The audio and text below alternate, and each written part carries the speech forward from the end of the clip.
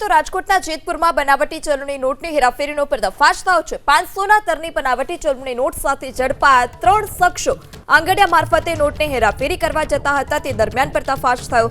આરોપીઓની પૂછપરછમાં ચોંકાવનારા ખુલાસા થયા છે। આરોપીઓએ છેલ્લા 6 મહિનાથી નકલી નોટનું રેકેટ ચલાવતા હોવાનો ખુલાસો જૂનાગઢના સુખપુર ગામના કારખાનામાં નકલી નોટ છાપતા હોવાનો ખુલાસો થયો છે। एक नोट एक बंडल 50,000 है, एम 6 नोट एम टोटल 12 नोट डुप्लिकेट जणायेल हती। आ नोटનું પૃથ્થકરણ કરવા માટે બેંકના અધિકારી તેમજ એફએસએલ અધિકારીને બોલાવી અને પ્રાઇમરી તેમની પેલી જોતા ડુપ્લિકેટ જણાયેલ।